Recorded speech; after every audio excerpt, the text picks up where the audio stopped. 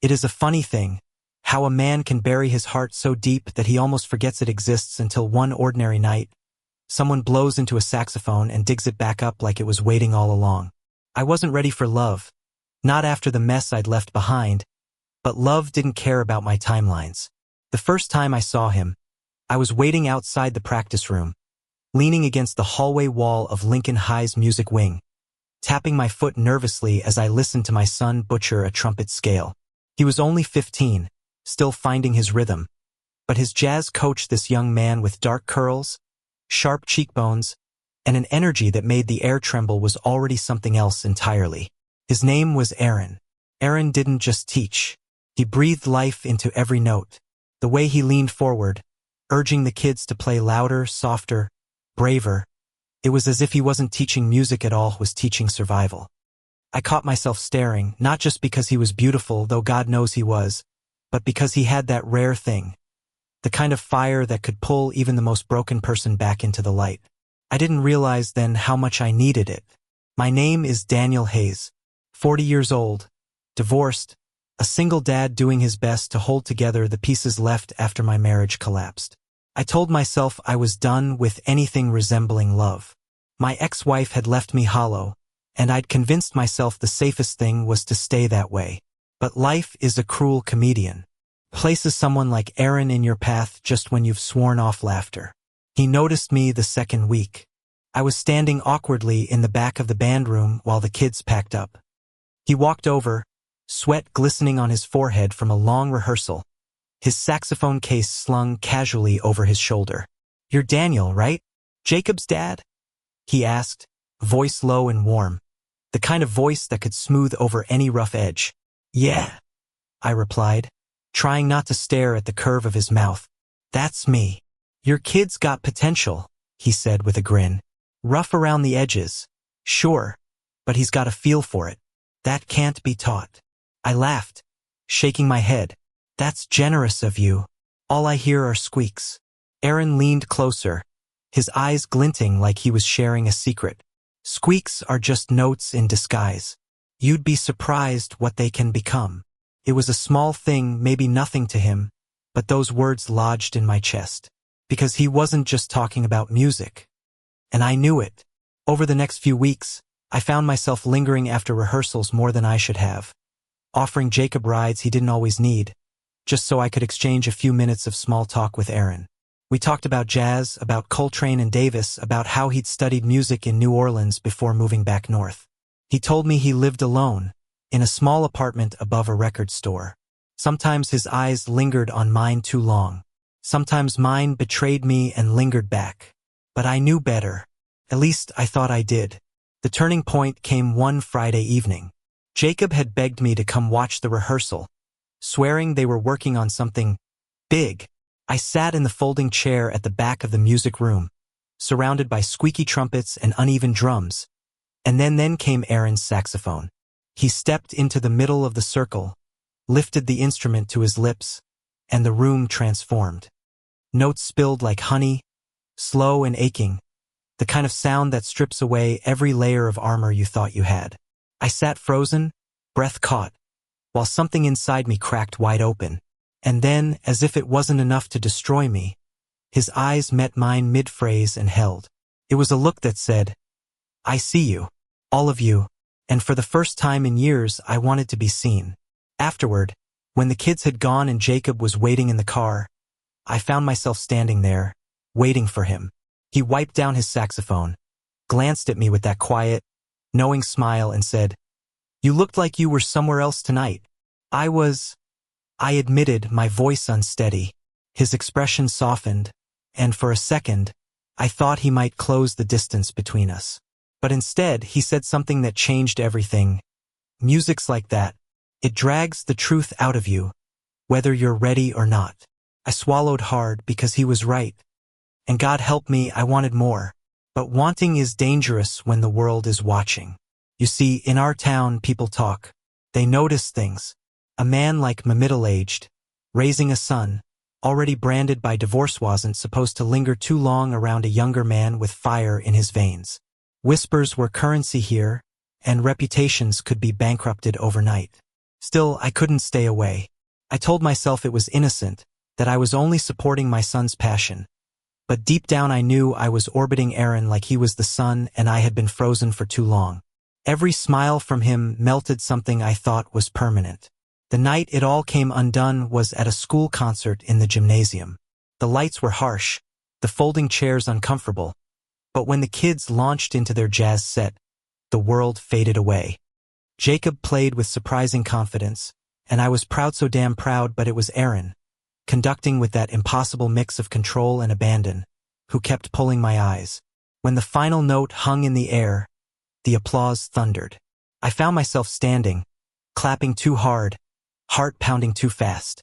Aaron looked at me through the crowd, and there was no hiding it anymore. That was the night I realized this wasn't just admiration. This was something that could ruin me or save me. I didn't know which yet, and maybe that was why, when he walked out after the show and caught me waiting by the door, I didn't walk away. "Nice work in there," I said, voice too casual, heart too loud. "Your kid nailed it," he replied, eyes crinkling at the corners. Then softer, "So did you." I frowned. "I didn't play anything." He tilted his head, and that smile, the one that could undo a man, spread slow across his face. "You were listening. Really listening. That's rarer than you think." The silence stretched, heavy with everything neither of us dared say. The hallway was empty. The gym doors closed behind us. For the first time, there was no one watching. I don't remember moving closer. I only remember the rush of heat when our hands brushed, accidental but electric. And in that moment, the world I thought I knew tilted, reshaping itself around a truth I could no longer deny. There are moments in life when silence is louder than thunder. That night outside the gymnasium, Aaron and I stood so close that the quiet between us pulsed like a heartbeat. It wasn't a kiss, not yet, but the air felt thick with the inevitability of one. I should have walked away. Every part of me screamed that this was reckless, dangerous. My son was inside waiting for me. The entire town, our neighbors, my co-workers, Jacob's friends' parents wouldn't hesitate to sharpen their tongues if they even suspected. But Aaron didn't move, and neither did I. His hand brushed mine again, this time lingering, as if asking a question without words. "You ever feel like you've been holding your breath for years?" he asked softly, his voice rougher than usual. My throat tightened. "Every damn day." His eyes searched mine, and in them, I saw not just attraction but recognition. As if he had been walking through the same loneliness, carrying the same unspoken weight. And then, before either of us could close the distance, the gym door banged open. Jacob's voice called out, "Dad? You coming?" The spell shattered. I jerked my hand back as though burned, shoving both into my pockets. Aaron straightened, his expression shuddering instantly, the professional mask snapping into place. "Yeah, I'll be right there," I called, forcing cheer into my tone. I risked one last glance at Aaron. He gave me the faintest nod, a silent acknowledgement of what almost happened, and then turned away. I didn't sleep that night. The following week, I told myself I'd keep my distance.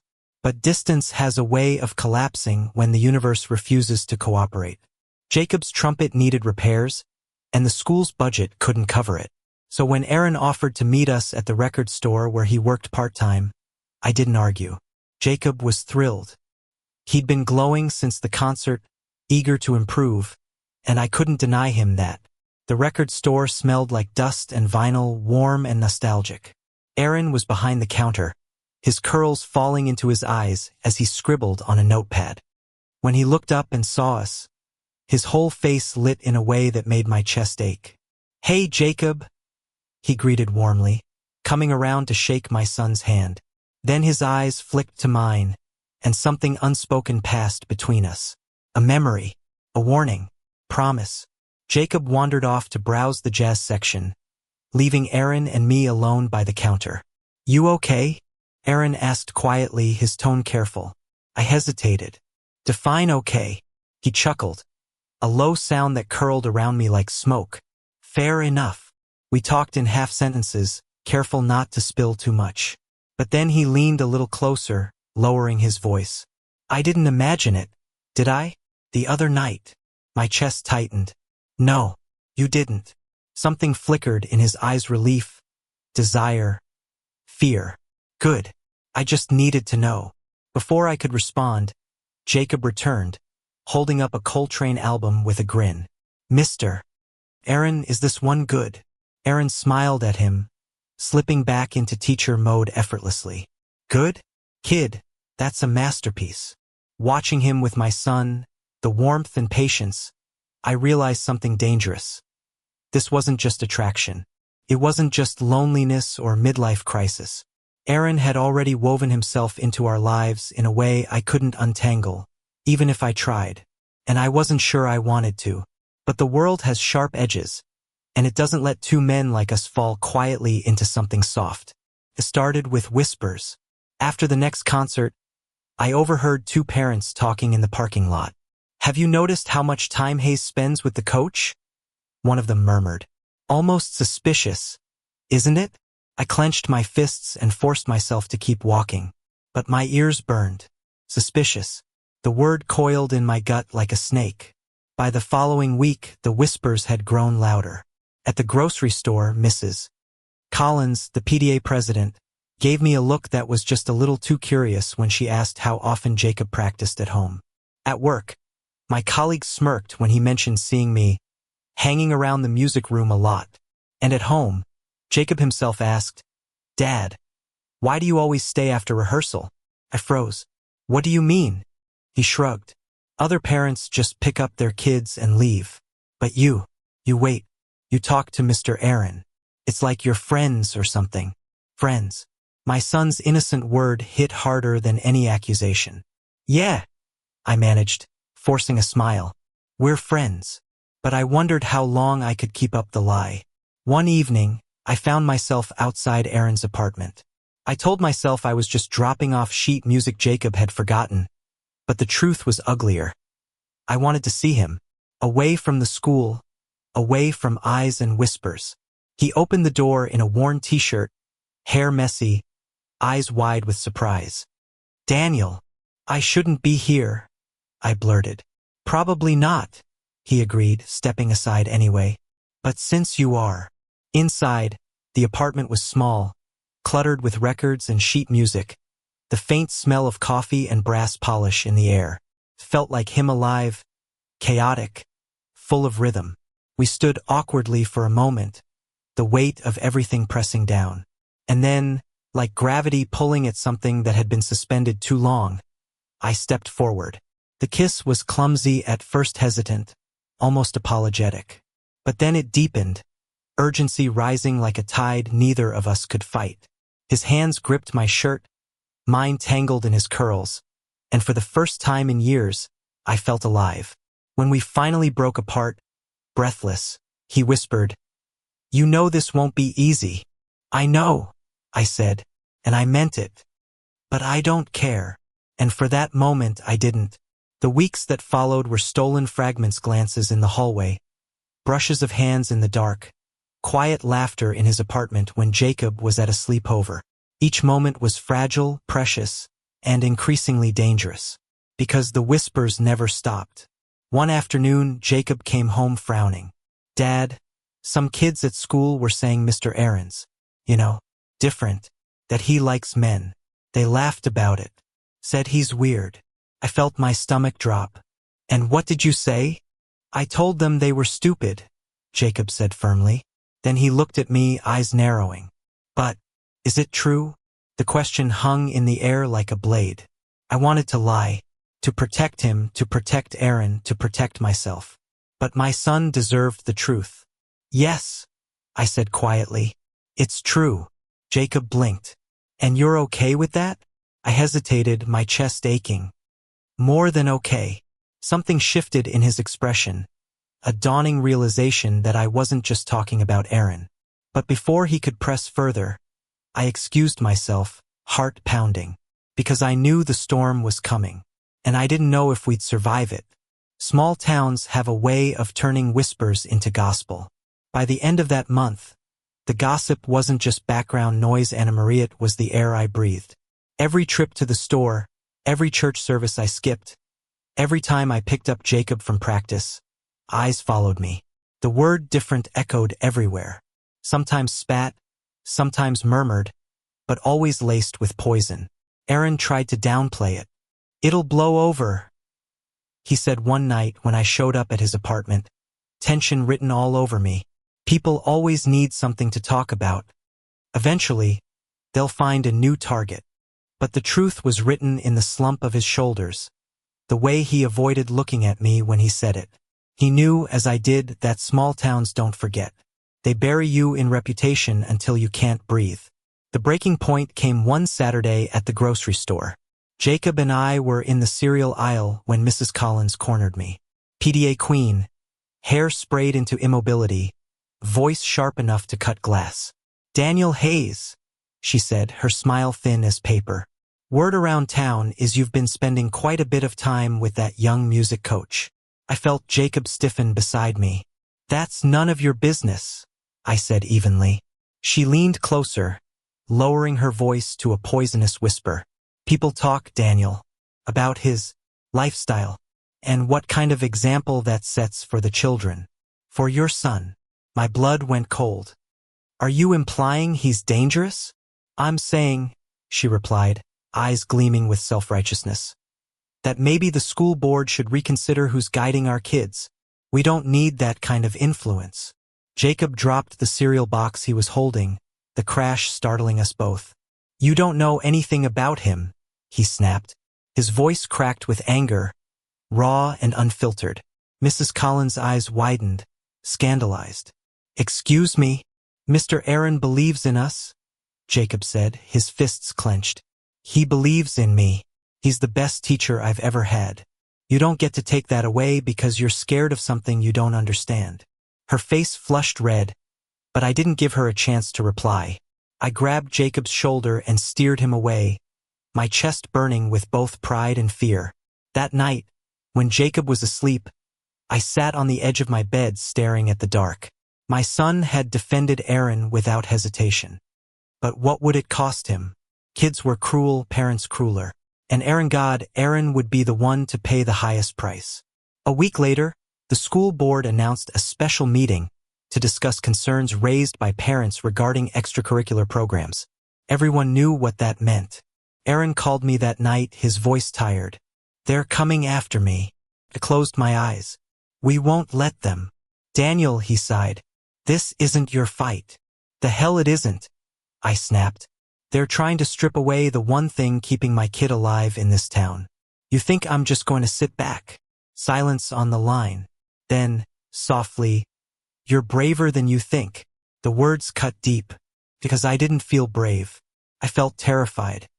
Terrified of losing him, terrified of failing my son, terrified of being crushed under the weight of a town that had already decided what men like us deserved. The night of the school board meeting, the auditorium was packed. Parents filled the seats, their voices buzzing like angry bees. Aaron sat at the front, shoulders squared but jaw tight, his saxophone case resting at his feet like a piece of armor. Jacob sat between us, restless, his eyes darting from face to face. "Dad," he whispered, "what if they fire him?" I gripped his hand. "Then we fight harder." When the board chair finally called the meeting to order, Mrs. Collins was the first to stand. Her speech was smooth, rehearsed, dripping with moral superiority. She spoke about values and protecting our youth, never saying outright what she meant, but everyone understood. Aaron was the threat. As she spoke, I looked at him. He sat still, calm, his gaze fixed forward. But his hands trembled ever so slightly in his lap. When she finished, the room erupted in murmurs of agreement. That was when Jacob stood up. "My name is Jacob Hayes," he said, his voice shaking but loud enough to carry. "And I'm one of Mr. Aaron's students." The room quieted. "He's the first teacher who ever made me believe I was good at something. He didn't just teach us music, taught us how to be brave, how to listen, how to work together. You think he's a bad influence? He's the reason I want to keep playing. He's the reason I want to be better." He turned to the board, his face burning with conviction. "If you take him away, you're not protecting us. You're destroying the one thing that gives us hope." The silence that followed was suffocating. Then a smattering of applause broke out from students sitting in the back, from a few parents who weren't ready to be bullied into silence. It wasn't loud, but it was enough. I stood next. My voice was steady, even though my insides shook. "You all know me. You know my son. We've been part of this town for years. And I'm telling you, this man is not the problem. The problem is fear. Fear of anything that doesn't fit into a neat little box. Aaron has given these kids something this town has forgotten: music, passion, possibility. If you take that away because of whispers and prejudice, you're not protecting them. You're betraying them." When I finished, I looked at Aaron. His eyes were shining, but he held himself still, every inch the professional. Only I could see the storm of emotion beneath. The board didn't make a decision that night. They postponed it, claiming they needed further discussion. But everyone in that room knew something had shifted. Afterward, outside in the cool night air, Aaron approached me. Jacob had gone ahead to the car, giving us a rare sliver of privacy. "You didn't have to do that," he said, his voice rough. "Yes, I did." He stared at me, searching for something in my face. Then he exhaled slowly. "Daniel, if this blows back on you, on Jacob, then we deal with it," I interrupted. "Together." For a long moment we just stood there, the night pressing close around us. Then, without thinking, I reached for his hand. Not hidden, not tentative. Just mine in his, out in the open where anyone could see. His grip tightened, and for the first time I didn't feel afraid. But courage doesn't erase consequences. The next week, Jacob came home with bruised knuckles. "What happened?" I demanded, pulling him into the kitchen. He looked down, ashamed. "Some kids said stuff about you. About Mr. Aaron. I told them to shut up. One of them swung first." My heart shattered. "Jacob, I don't care," he said fiercely, his eyes flashing. "I'm not gonna let them talk about you like that." I cupped his face, my throat thick. "You shouldn't have to fight our battles." "Maybe not," he whispered, "but I will." That night, when I told Aaron what happened, he went pale. "He got hurt because of me." "No," I said firmly, grabbing his shoulders. "He got hurt because of hate. Because people would rather tear down what they don't understand than face their own emptiness. That's not on you. That's on them." Aaron's voice cracked. "I don't want him paying the price for us." I pulled him into my arms. "We'll make sure he doesn't. But don't you dare blame yourself for giving him something worth fighting for." And as I held him, I realized the truth I'd been avoiding. This wasn't just about us anymore. This was about what kind of men we were willing to be for Jacob, for ourselves, for anyone who had ever been crushed under the weight of small-town judgment. And we were done being silent. Some storms don't end with thunder. Sometimes they just wear themselves out until the sky is clear again. After the fight at school, after the board meeting, after weeks of whispers that cut like knives, I thought we'd break. That Aaron would pack his saxophone and leave this town behind. That I'd let fear shove me back into silence. That Jacob would grow bitter watching us collapse under the weight of everyone else's judgment. But that's not what happened. The town didn't suddenly turn kind. Mrs. Collins didn't apologize. The kids who taunted Jacob didn't start inviting him to sit at their table. No, the hate stayed, just not loud enough to drown out what we'd already built. Because something else had shifted. The night I held Aaron's hand outside the board meeting, something in me snapped free. I stopped caring who saw. I stopped caring about the whispers. For the first time since my divorce, since years of living half a life, I chose to live the whole thing, even if it scared me. And that choice changed everything. The final act came on a warm June evening. The school had agreed to let Aaron direct one last performance before the summer break, a jazz showcase in the park. It wasn't just a concert anymore. It was a test. The whole town would be there. I arrived early with Jacob, carrying folding chairs and snacks. He was buzzing with nerves, trumpet case in hand. "You think people will show up?" he asked.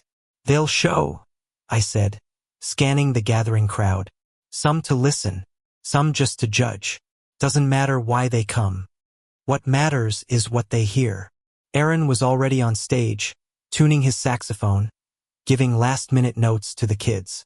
When he spotted us, his smile softened, private and sure, the kind of smile that said, "We made it this far. We'll make it the rest of the way too." As the sun dipped low, the music began. Jacob played his heart out, each note braver than the last.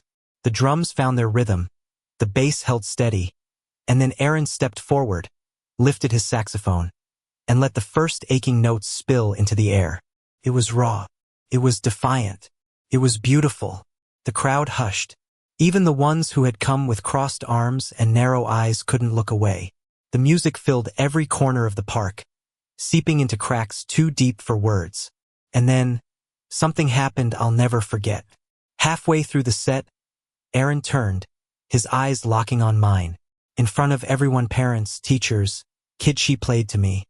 Every note a confession, every breath a vow. It wasn't hidden anymore.